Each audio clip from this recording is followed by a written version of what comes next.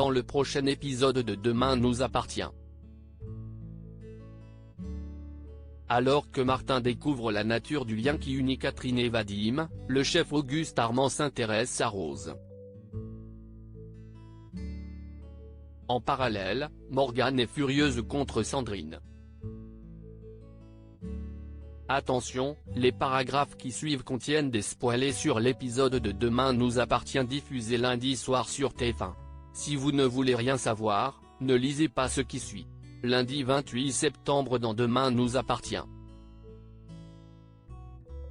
Martin découvre la nature des liens qui unit Catherine et Vadim au poste. Martin interroge Vadim sur ses rapports avec les Bertrand.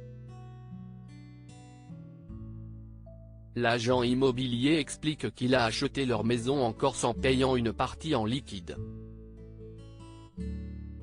Pas vraiment convaincu, Martin lui montre la photo portant l'inscription Crève Charogne mais Vadim maintient qu'il n'a fait qu'une simple transaction financière avec le couple puis jure qu'il n'a pas tué Jacques. Pendant ce temps, Judith dévore des céréales dans la cuisine.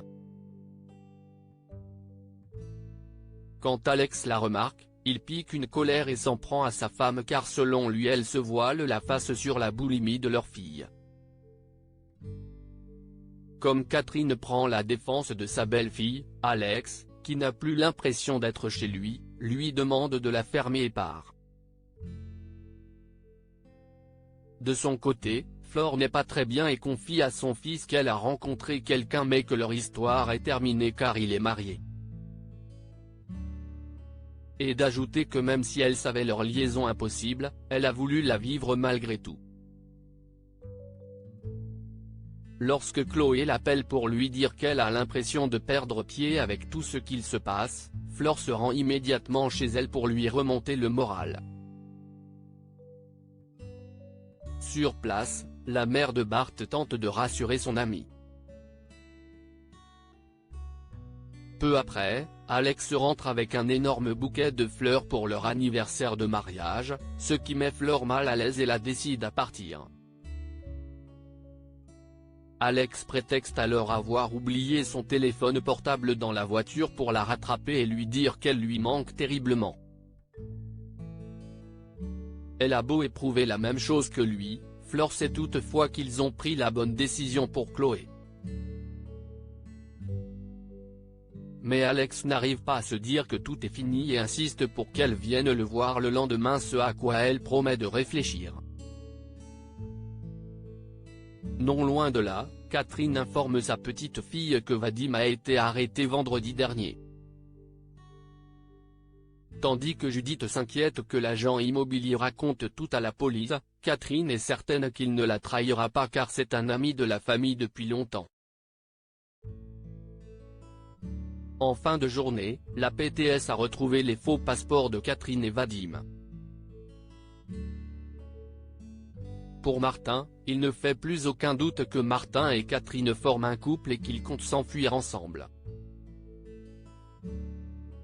Le chef Auguste Armand s'intéresse à Rose dans la matinée. Anaïs et Enzo, un jeune couple d'étudiants, se présentent à la Paillote plus motivés que jamais pour débuter leur stage en cuisine. Après avoir rencontré Tristan, ils s'activent en cuisine pour le repas du midi. Le chef cuisinier Auguste Armand leur rend visite pour leur donner quelques conseils puis leur donne pour mission de confectionner un gâteau de mariage pour le mois prochain qui devra valoriser l'image de l'Institut. Un challenge qu'acceptent avec joie Enzo et Anaïs. Plus tard, Auguste profite d'être seul pour sortir de ses affaires un article d'Info 7 sur Antoine Myriel.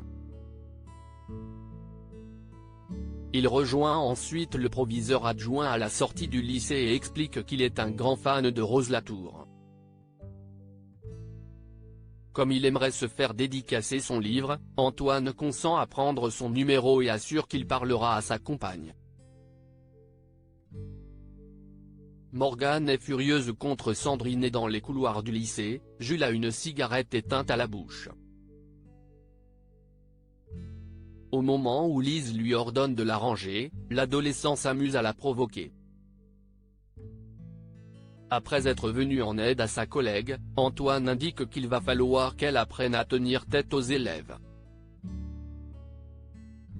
Sophia, qui a assisté à la scène, rejoint sa CPE et lui conseille d'ignorer Jules.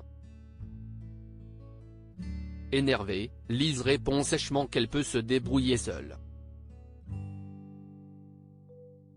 Par la suite, elle se plaint auprès de Morgane de ne pas parvenir à gérer les lycéens. Tandis que Morgane l'invite à ne pas se mettre la pression, Lise reçoit un appel du rectorat l'informant que Sandrine a sollicité son remplacement. Morgane, qui est furieuse d'apprendre cela, confronte sa compagne. Bien que Sandrine déclare avoir fait cela pour le bien-être des élèves et pour protéger leur famille, Morgane rétorque qu'elle n'aurait jamais réagi de cette façon si Lise n'avait pas été son ex puis garantit de ne pas se laisser faire.